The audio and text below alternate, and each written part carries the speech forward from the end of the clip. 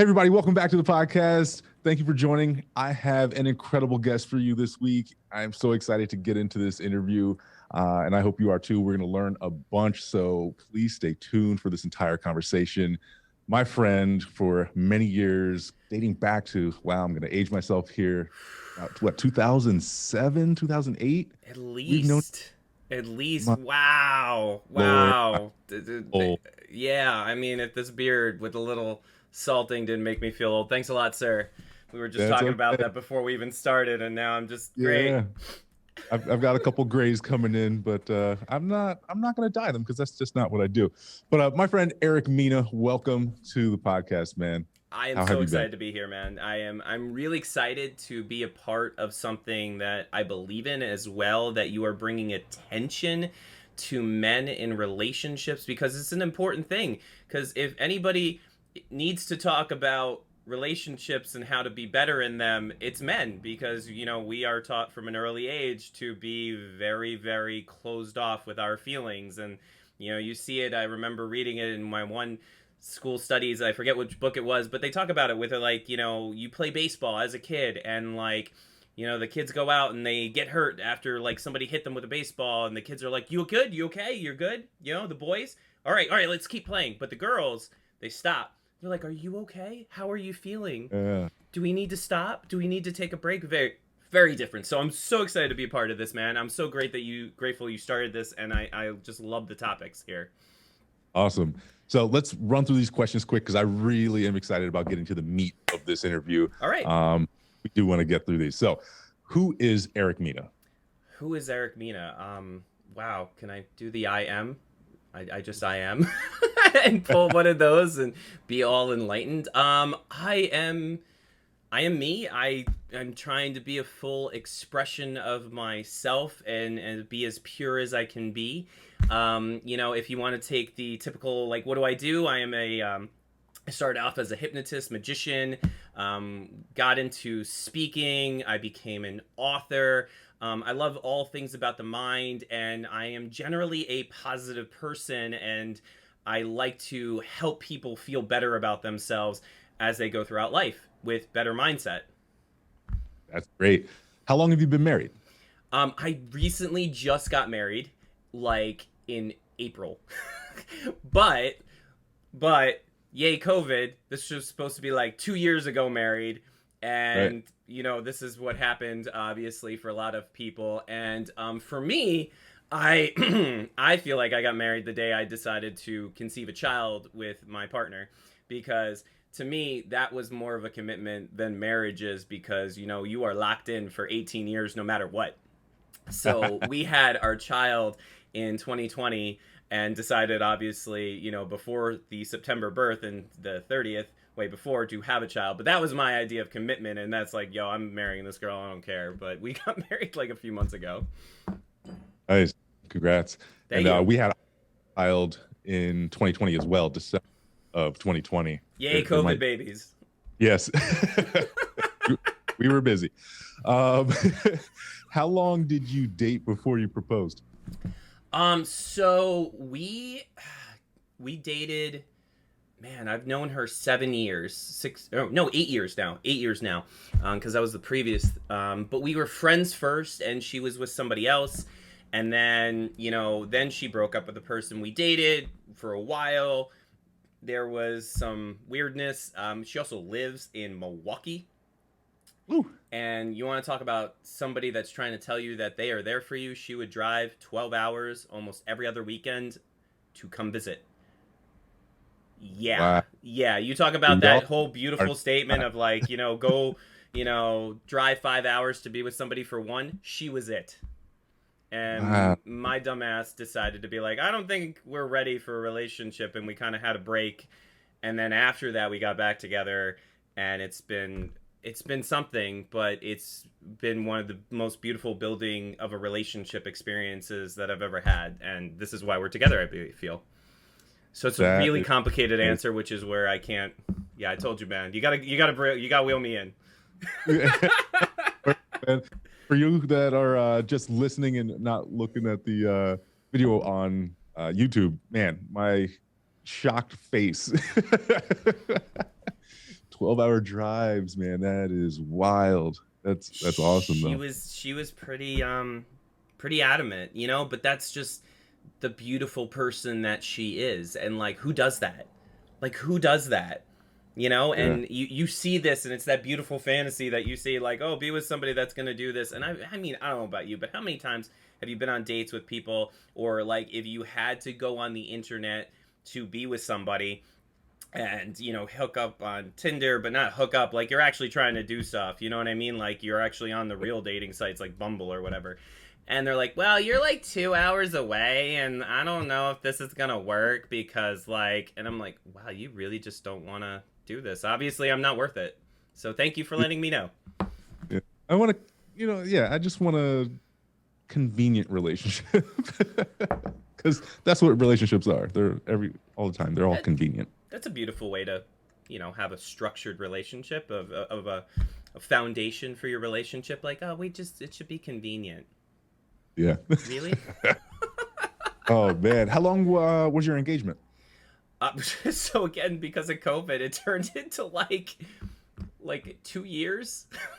Yeah, that's it, it was supposed to uh, be less than a year, but it turned into like more than two.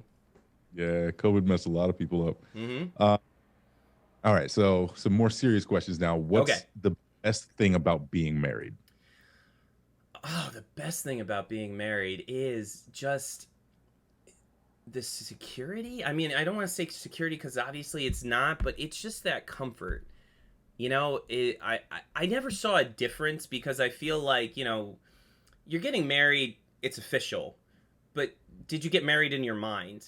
You know, my mindset shifted when I knew that I was going to be with this person, and it didn't matter if there was a ring or not. You know, I don't even have my ring on now because she doesn't even care, and she knows how I am, and that's another beautiful thing about her.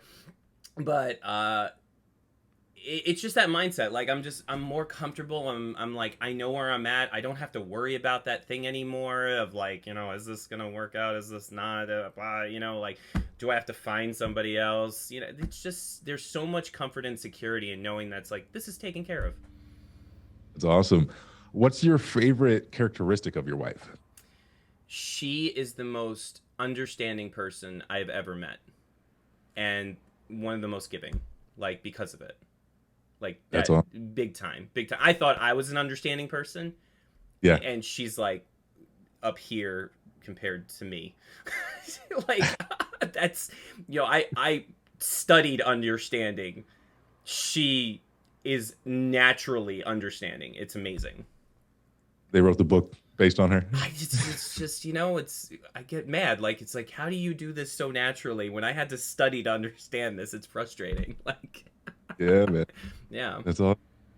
Um, what is a challenge in your marriage? So the the normal one that everybody would think is my wife is actually deaf.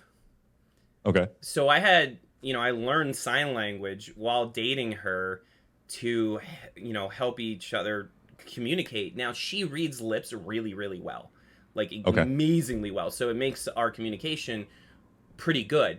So I would say communicating and making sure that we are both understood, because we are still talking in two different languages.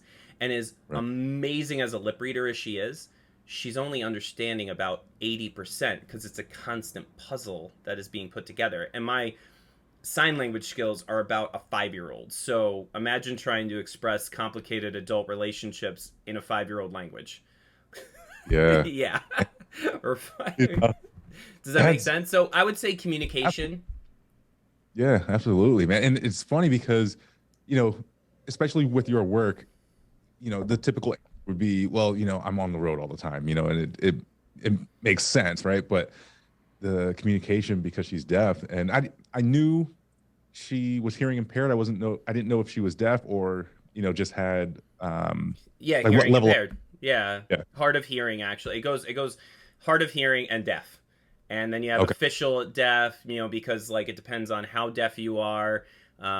She can still hear a couple of things, but she's been officially deaf for a while. But it's funny you'd say that about the traveling, because that was one of the things that I made sure that my partner was comfortable with. And she's like, oh God, the fact that COVID happened, I'm mad because you haven't left. Like I was supposed to get some time away.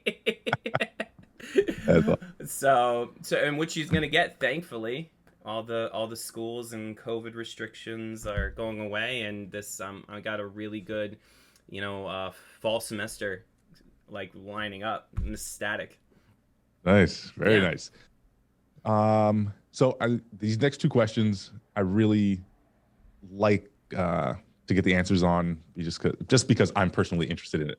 Okay. First one is, what was your example of marriage? Oh wow. Because so a lot of people don't know this, but I've finally been talking about it. But my mother died at a really young age. I was 11 months old, and I talk about it in my speech, and it's a really sad story. And I went through my thing. So like I don't have that typical idea of a relationship that everybody has because I didn't see my dad with anyone. And he waited until I was, what was it, 27 to get married again. Okay. Yeah. Wow. Yeah. I mean, it was the love of his life, and she was gone. And then he found someone else, but I don't know. And I've been thinking about it. You sent me that question, and like I don't know. So the only thing I could come up with is the fact that I've mixed in what I believe is that ideal relationship that I would want. So I didn't have an actual example, and I'm a movie lover, so I know there's a bunch of examples throughout there, but hopefully some realism from my own relationships. And then the other one would be my friends, like watching my friends, people like you in successful relationships that I thought were good, and saying I like that aspect, I like this aspect, I don't want this aspect in my life in this relationship, and there you go. Yeah. And I talk about it in a past episode. I didn't have a traditional home growing up. Single parent, Yep. and most of the example I got were from my grandparents or my friends' parents' relationships, right? Okay. But you're really only seeing the surface, right? So, and that's another thing we talk about. You can't covet someone else's relationship because you really have no idea what's going on behind closed doors. You know what I mean? No. And as a kid, I think it would be beneficial to see more of those things in your own home, to say like, oh, hey, you can have an argument with someone and still love them, right? Yeah. And I didn't necessarily get all of that. So that's probably been one of the biggest struggles for me in my relationship is, not, when we get mad at each other, not blowing everything up. Yeah, and I can see that in your face that is like, and you're still even working through it now. Absolutely. Yeah, you can still see you're like, okay, I still have to remember this, and that's good though. It's good that you have that, and you're like, I'm still taking a moment. This is not what I believe in the background. I like that. That's beautiful, man. Good. Yeah, just processing it all, man. And last question in this set, what is the secret sauce? I the secret. I think everybody has to create their own secret. Like, everybody has something that makes their relationship work because we are so vastly different, and everybody has a different relationship of what they want to know and work. And I believe, at least the secret for me, is that we understand who we understand what we are about, and we talk about it to each other as much as we can. And when it comes up to be like, hey, this is who I am, this is what I need, this is who you are, this is what you need, let's see what happens, let's make sure that we can make this work while it happens, if that makes sense. Yeah, absolutely, man. It's a constant, it's work, it is Yeah. work, right? Yeah, no, absolutely. Every single day, every Yeah. single minute. Yeah, you have to wake up. When I heard that statement, you wake up and choose to love somebody, there is no greater statement, no truer statement than you are waking up to choose to be with this person every day. Yeah. And I love that this is going to be a great transition. You also have to wake up and choose to love yourself, right? Yes, huge. And we literally just recorded an episode yesterday talking about this, that you have to come first in the relationship, even though everything in the world will tell you, oh, you have to put the other person first, right? They are going to be a priority. But if you're not healthy mentally, physically, all those things, you are a detriment to your relationship. Would you agree with that? I 100% agree. I mean, one of the worst things that you ever hear, and why I believe there's a massive amount of divorce, I can't say, is because I don't have the facts, but when people expect other people to make them happy, Mm, that is the worst idea ever. When you are depending your happiness on something external, you are immediately going to fail. I don't care. You are doomed to fail immediately. Because yeah, the only person that could ever make you happy is yourself. And for the people that are like, but wait a second, I don't understand. What are you talking about? It's that other person. I'm supposed to be with the person that makes me happy. No, no, no, no. You make yourself happy. You are supposed to be with the person that you want to support. You love them. You care about them. You want them to see them do well in their life. That's what you're there for. And that right. person wants to do that with you. Right? Yeah, absolutely. Yeah, and that's it. That you are just there to support one another and go through this beautiful journey that is called life and help each other get through it. And your happiness has always been dependent on yourself. That's it. 100%. Yep. Love it. Hey, man. And I see your book in the background there Thank from you. Blurry. That's awesome. I just got done reading it, man. Now I know, but for the audience who hasn't read the book, what encouraged you to write this book? So, I grew up with ADHD and I diagnosed at an early age. I got put on Ritalin and I hated it. Absolutely hated it. I felt like I was inside of my mind in a chemical prison and I was not this. I was Mm, yeah, that's how I acted everywhere. I was a complete zombie and I hated it. And especially when I grew to understand that I was a completely different person on and off this pill. I didn't get that until, you get into your preteen ages. And like in 8th grade, I was like, I don't want to take this anymore. I want to be myself. And there is nothing sexier than being unapologetically yourself. I think that's the only thing that we should always be, a pure expression of ourselves. And when I got off of it, everybody had a suggestion for me. Parents, teachers, and counselors all said, whoa, you need to be on this pill. You're not going to be able to focus. You're not going to be able to concentrate. You won't even graduate. And the worst part was I believed them. mm, And I barely graduated high school, 1.98 GPA. And what happened was I started to understand what really happened to me because I did go to college. I barely got in. I got on academic probation. I had to send letters, but I got into college and I started to understand the words I was using on myself.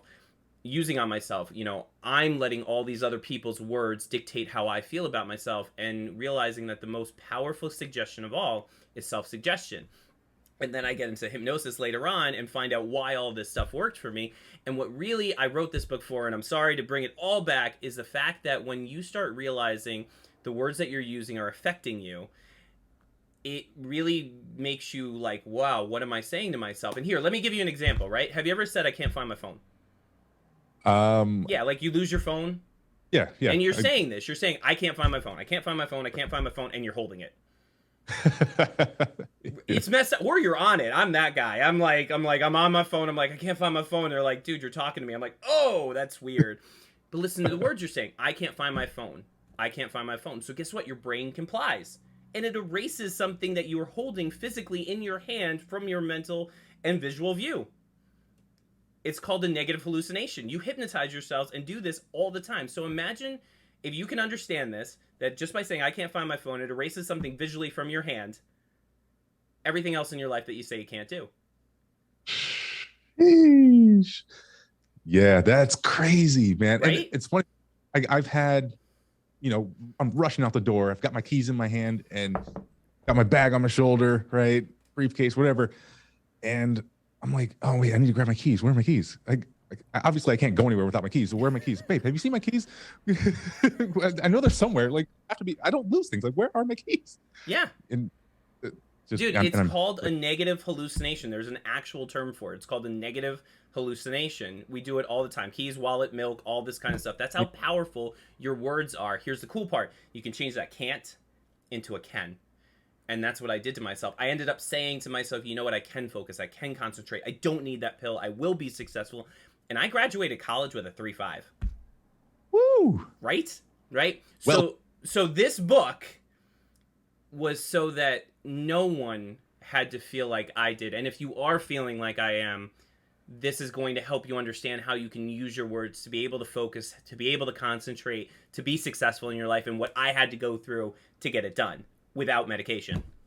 Yeah, and that's amazing. Oh, by the way, I may have sold another book for you, Oh, because I picked it up. It came in the mail about a week ago, so I'm like, all right, I don't have a ton of time to read. Typically, I listen to books to get them in.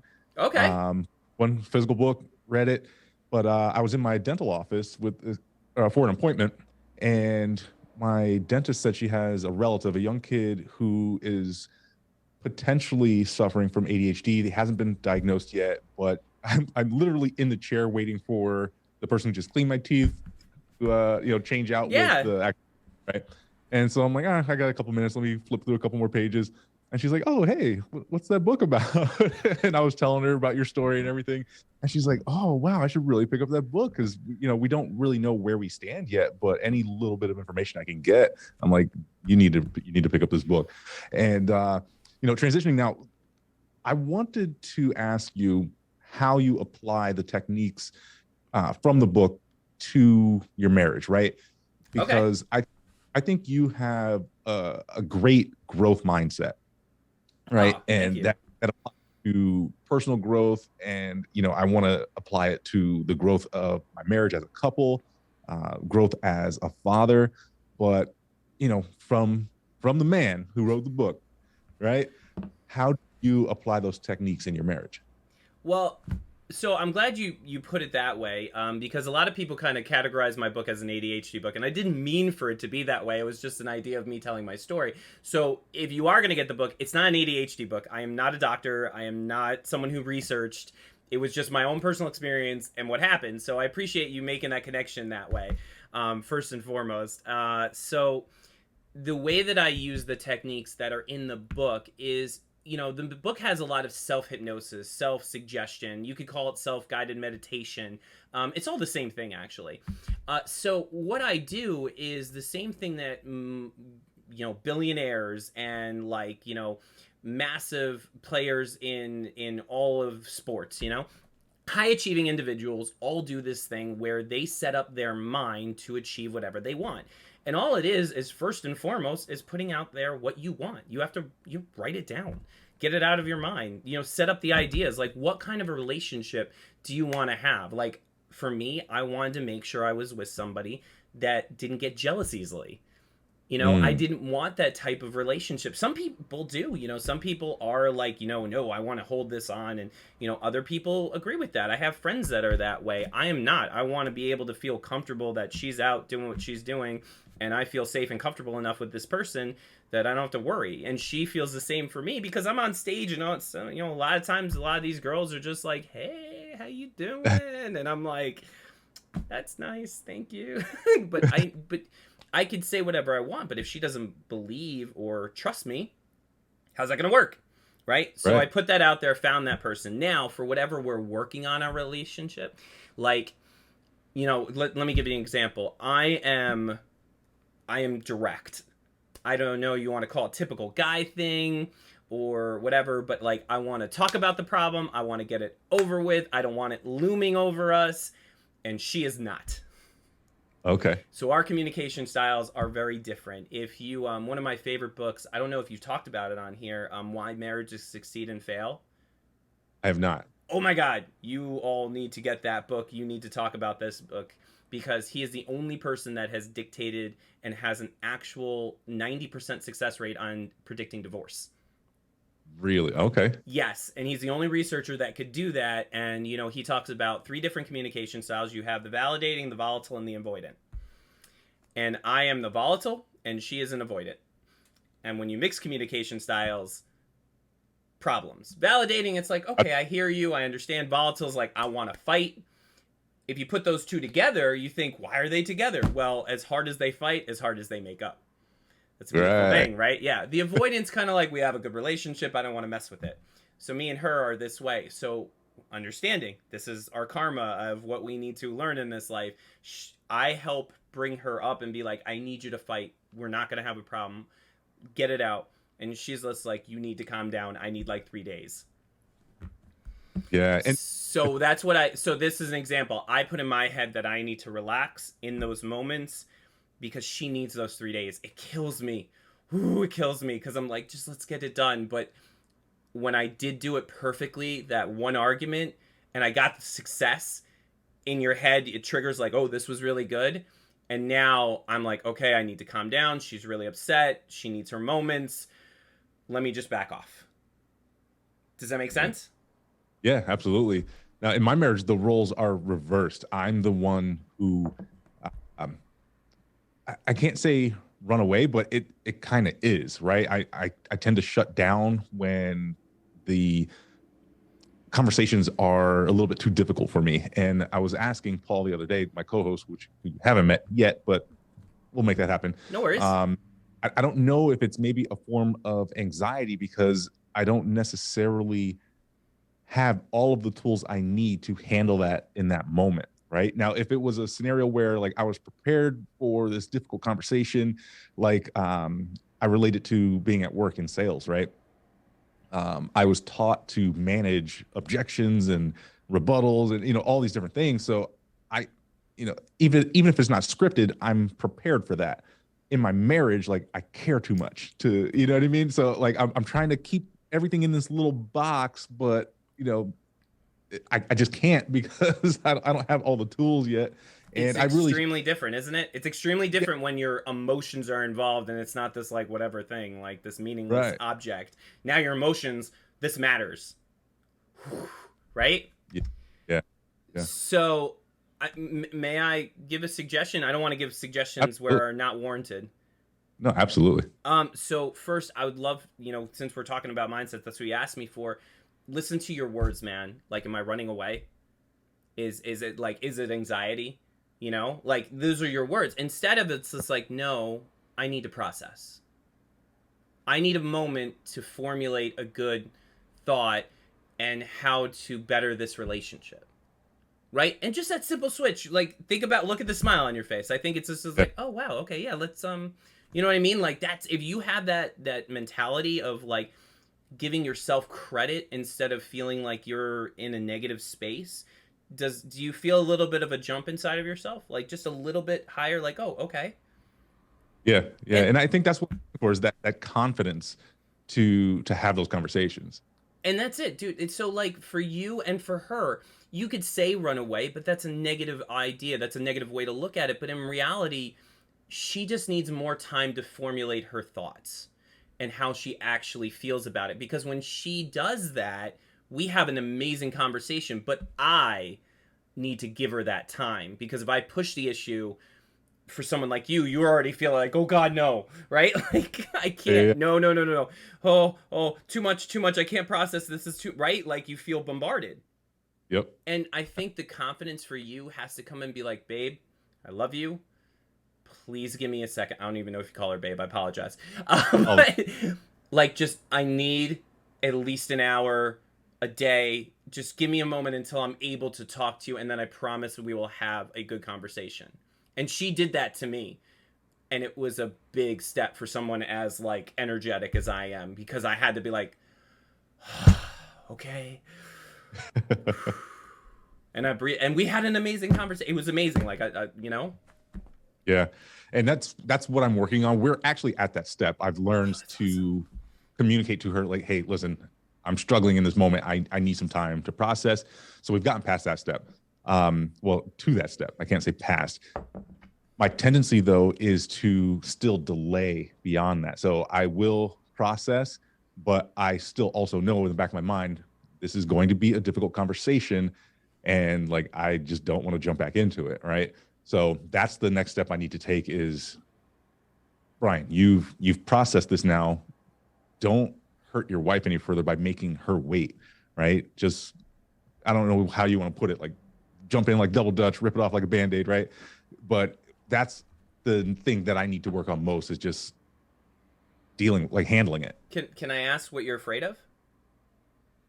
I don't know. And that might be part of it. I don't know what I'm necessarily afraid of. I just don't. Okay, so can I ask you a couple more questions? Yeah, absolutely. See what resonates. Are you afraid of being wrong? Oh, you know what? Now that I had a moment, I think I'm more afraid of being in an area where I feel like I'll need to raise my voice because that was a trauma area for me in my childhood. I was going to go down the line. You already got there. It's so amazing. Awesome job. Go on. So, I've been in a scenario where I watched my mom and my father like throw things at each other, and like I never want to escalate to that point, right? And so, because again, I need to develop more tools, and that has been my tendency. That I think is the biggest thing that I'm avoiding. That you blow up? Correct. Okay. And so you're afraid of the trauma that you were as a child feeling watching your father, and you don't want to be that for your children or for your wife. Correct. Okay, so I don't know if you've done this yet, but right now give yourself a lot of credit because you're recognizing it. Yeah. And dude, and I know it seems so small and everybody's like, who cares if I recognize it? No, that is massive. Just recognizing it and taking the steps to say, I need this to change in my life is freaking huge. Dude, give yourself credit for that. Like right now, like you need to feel inside of yourself like I'm doing something about this because you love the people in your life that much that you're working on this and you're going through the process. And this is a painful process. It sucks. Yeah. And you're doing it. So, in those and I tell you what, I'm with you on that because I've watched my own father blow up and it scared the heck out of me. And I feel the same way, and I have that tendency with my, volatile type of communication style. I can be that way, and it shuts her down massively. Yeah. So it's something that when I see her, it's like a trigger for me, like, oh, I can't bring it down, bring it down, bring it down, bring it down, bring it down. And when I'm not able to, I have to realize in that moment there's something that is really wrong, and I got to explore that and meditate on those ideas of why it brought me up here. Yeah. Because each one, it's always something. You're always working. There's always these pain bodies inside of you that you have to work on. Yeah. Loving this conversation. And thank you. I do need to give myself more credit. You're absolutely right. I think that a younger me wanted a instantaneous fix, right? And nothing worthwhile having ever comes instantaneously. So, I'm more knowledgeable now. And, I know that's not the case. However, I also know that this is going to take a while for me to really become the man that I want to become, right? Become the father, become the husband that I want to become. And it hurts knowing that I'm not there yet. But reading your book tells me that I need to focus more on the advancements that I'm making rather than where I was coming from. Oh, dude, like you're 5 steps ahead of me, and I love it. I love the fact that you're already getting there, and you're realizing that because, again, it's those little wins. It's not a big win. It's never a big win. I don't care what you're succeeding in or what you're trying to go after. It's never the big wins. It's the little wins, and those little wins add up into that massive win. It's not. You never get up, and like there's that beautiful picture. I don't know if you've ever seen it with a ladder, and it's the people that can't reach that one step. It's like I can't get it so high, and then the guy that has like the smallest little ladder is like way up there because it's just little wins. Yeah, and and you're right. If you do, and here's the other part of this, right? If you don't celebrate those little wins, and you're one of those people that start like punishing yourself for all the negativity and all the things that you're doing wrong, well, guess what you're focusing on? You're focusing on all the bad stuff. So that's all you're going to think about, right? Like, and this is the problem with the mind. Your mind goes to what you think about. So if I tell you right now, don't think of a red car. Yeah. I don't know which red car came up in your mind, but you definitely thought of a red car, right? Like you can't help it. So your mind doesn't understand can't. That's it. It's going to go with what it is. It's just going to see those items. That's it. It's the same reason why when we talk to our children before the age of like 7, 8, 9, they don't develop a conscious mind. Psychiatrists and the other psychologists, they all say that they're single brain. They call them single brain because they haven't developed it, and there's no ambiguity there. So when you say don't kick your sister, all they're hearing is kick your sister, because they don't understand the gray area. They haven't developed a conscious mind to be like, oh, that next level of thinking, I can't kick my sister because this is a bad idea. All they heard was kick sister. So if you're like, be nice to your sister, then they have an idea of where they need to go. That's the next thought. I like that. I like that. And it's funny because I'm just thinking about my youngest, how I was telling you, pre-interview, how she hits her siblings, right? And you could say till you're blue in the face, Kendall, no, don't hit them. No, don't hit them. Kendall, stop. Do not hit your and she looks at you. It goes over to them and just like, pow, right? So it's funny, but we get so much better results, especially my wife is really good at this. Kendall, now be nice. And then she goes over and she'll like kiss them, or, so that's try to shift their minds. Yeah.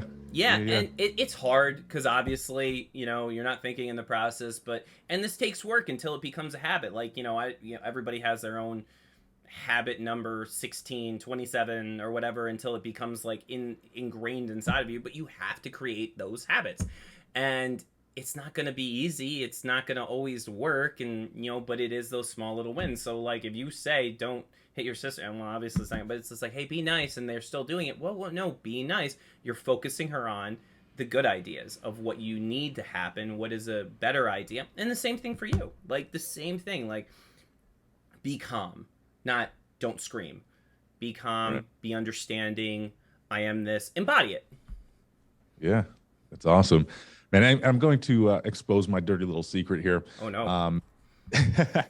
So I had this idea for this podcast. Well, actually, I had the idea to write a book on this topic of marriage and the men's perspective of marriage, right? And all the things that we go through, all the things that we want to be better at. And I was going through David Goggins' book. Have you read that? Which one? Can't Hurt Me? Correct. Can't Hurt Me. Oh, I just got through it. Amazing book, by the way. Yeah, I love it. Mm-hmm. And in that, he says, something is harder than your lips. And that sparked the idea of this title, right? Paul had the idea to turn it into tougher because there's more depth in that word, right? Rather than, I started seeing woodpeckers everywhere. Like, I'm on the road a lot for my last job, and I would just see woodpeckers fly across, like, in front of my truck. And I'm like, you don't typically see woodpeckers in the air, right? So I'm like, all these things started coming together, and I'm like, man, I have to do something with this. So I reached out to my buddy Paul, and we're like, hey, we need content. What if we turn this into a podcast and use that content to structure a book, and then we can just keep it going, have guests on, all these things. It's amazing. And like I told you earlier, we're a little over a year into it now. So I love the idea that I'm going to be able to help other husbands be better men, right? But again, back to my dirty little secret, I really knew that I needed to be better. So recording all of these episodes, I'm pulling a little bit out of all of them. I'm getting a lot out of interviewing you, so this is great. But I guess the point I'm trying to make is 1 year removed from where I started to where I am now is a huge transition. So it goes back to your point of taking those little steps along the way, right? Just small improvements, just keep moving forward, keep walking your path. It's been a huge benefit to me. So I likely will never stop this podcast because it's been so beneficial. And there are points where I regress. There are points where, I have setbacks, but I consciously make the choice to keep moving forward. And my marriage is so much better for it. Guys out there, you really have to read Eric's book. It will give you a bunch of tips to just to be a better person and to be more focused, like he has been able to do. Man, I appreciate you so much for writing that book and, being the person that you are. We are running up a little bit on time, but... Stop making a tan man blush. That's what I'm going to say. Hey, I do what I can, you know. You know what? And before you say that, the time thing, because I want you to recognize something that I don't know if you realize this, but a book usually talks more about or tells more about the author than it does about the subject. Mm, Which means, just like most people who go into psychology, they are looking for answers for themselves more than to help other people. So this is a yeah. normal thing, dude. Like, I love motivation because I want to be I want to be happy, and I'm finding ways to be happy in what my life has been, the stresses in my life and all the trauma and drama that has happened in my life, and I want to still smile through it. So you do the work. And the last thing I want to say on that is, I believe the best way, and you're doing it right now, is to teach. You want to learn something, teach it. Even Yeah. if it's this much, like, go ahead, whatever you've learned, go ahead and teach somebody, because you will have way more understanding, and you're feeling it right now. And I love that idea. I love that that's how you can learn so much faster, so much better, and you're feeling that in one little year. Look at how much better you feel and how Oh yeah. much better your relationship is. I love it. It's awesome, man. Yeah. This podcast is like going to church for me. I light up every time I step into the studio, and even if we have, or I talk through difficult things on the podcast, difficult situations I'm going through, once I'm done, I just feel this weight lifted off of my life. Like a lot of people say, "Oh, I feel like so much lighter off my shoulders," but no, off of my life, man. It's like, I don't know, like I float out of here when I'm done. You know why? I feel the same way when I do my speech or when I do a show.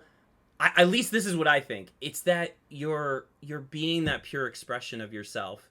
And when you are yourself, you're so connected to source. I don't know if you believe in God, you believe in the universe, whatever it is, like you said, going to church. Like, there is something rejuvenating about being that and feeling better, because what's happening right now is, one, you feel like you're doing something, you're accomplishing Mhm. something. Shots of dopamine are going through your brain right now, makes you feel amazing. And when you specifically, like, you're doing, and I see that you're doing, you're actually not only listening and thinking about it, but you're doing that next step, what a lot of people don't do. And this is why we have such a massive failure rate in businesses and other things, because they don't do those next steps. You're actually taking the information and using it. You're Yeah. trying it out. And when you do that, now you're getting those serotonin like accomplishments. It's not just like the little like dopamine shot. It's like, I'm in this bubble of like, oh, I feel great. I feel the acknowledgement. Now you're getting serotonin running through your system. Huge. Like, look at the smile. I can't get any bigger. Like, those dimples are really popping now. Love I it. love it. Hey, my man Eric said it. You guys, it's one thing to read, it's one thing to listen, it's no a whole other thing, idea and concept to take action. And whatever it is in your life, whether it is you want to get a new job, whether it's you want to go back to school, right? It's one thing to think about it, it's another thing to just take the steps and get it done, right? This is something that we're taught as kids, like just do it, right? Nike told us that, just do it. Yeah. Yeah. So take the that you're getting here and please apply it. That's all I could say. So before we wrap up, I want to give you an opportunity to, plug your book, whatever you want to do. How tell us how we can find you, and get more of this goodness that you've dropped here today. But I also want to beg you for one last gem, overarching idea, concept, tip. What do you have for the audience, that could help them take that first step? Okay, all right. I will hopefully naturally get to it, because immediately my ego's like, oh, what do I say? What do I say? So I'm hoping to naturally come to it. So first, like you said, I really appreciate being here. I love the topic. I love that you're understanding that it's a specific topic, and people try to be too broad, but you're like, no, I want to help men. I want to help men like me to understand and be better in our relationship and take ownership, and that is awesome. And if you want to find me, like you were, and I really appreciate that, I'm on pretty much every platform: Eric Magic Mina, Instagram, TikTok, and then everything else is Eric Mina. You can go on ericmina.com. You can go on my YouTube. I have Eric Mina as well there, and I'm trying to do longer formats now, and I'm really building that area up, because Oh, you know what? Here's my gem. Here is my gem. Because All this right. is what I've been doing recently. Have you ever said to yourself, crap, I should have done that like 10 years ago. I should have done that 5 years ago, 2 years ago, yesterday. I don't care what it is. If you are one of those people, or if you are having those moments where you are not doing something and you keep on saying that statement, just do it now. Because that's what I did. 10, 20 years ago, I knew I had to start a YouTube. I knew I should have been on social media. I knew I should have been projecting my thoughts and ideas and my message to the world in a bigger platform than just being on stage. And I didn't. And I was scared, and I was worried, and I had all those feelings that come up that you're probably feeling of why you won't do it, like whatever it is coming up right now. Ignore them, acknowledge them, do whatever you have to do to process them, and just push right through it. Because I'm doing it now, and like you said, how much better you're feeling, I feel better because every day that I do a little short, I set an intention for my day on that thought of my little short. That's it. So whatever it is that you want to accomplish right now, go out and just do it. Just start. Just take one step. Martin Luther King, I love his statement. It says you don't need to see the whole staircase. You just need to see the first step. It is rung true in my life because you're not going to. I mean, here's another way to look at it. You could get all the way from New York to California in the middle of the night with only seeing 200 feet in front of you. You just see the next turn. You don't need to see the whole journey. You just see the next 200 feet. So just start so you can get that first step, that first 200 feet. Get going, get moving. You know you want to. Take that little inclination of the motivation you're feeling right now to do it, and just go do it. And please comment here on this channel, my channel. I don't care what it is, but just, compliment or like comment your wins and that you're like, I did it and I feel great. I don't know. Hashtag feel great. David Goggins, put out his hashtag. I don't care. Give somebody some credit so you feel it. That's amazing, man. That's a huge, huge key point you just made there, and I love it. So we'll end there, but guys, if you are just finding us, please make sure that you subscribe so you can get more of this goodness when we post new episodes. We post them every Tuesday of every week. We promise we are going to be consistent with it, and the more we do it, the better we'll get. You can continue this conversation with us over on Instagram, searching Marriage is Tougher. Please, if you have any questions, put them there. If you'd like to be a guest, reach out to us. You can find us on Facebook as well, searching the same name, Marriage is Tougher, or you can find us at marriageisttougher.com. But either way, please reach out to us and let us know what you're struggling with. If you have tips for guys, let us know where your successes have been.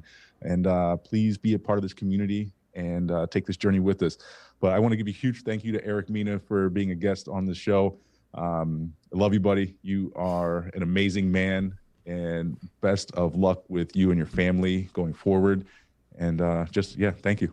Dude, thank you. You're awesome for doing this and, pushing out this issue and bringing attention to it. And I just love where we were and where we are now, and just remember that, everybody, you were somewhere and you're here now, and just wait until you are in that next spot, and it's going to be amazing. And, this has been a great experience, and I love that you're doing this. So thank you for having me, and I get to be a part of it. I just appreciate it so much. Absolutely, man. All right, people. Love you.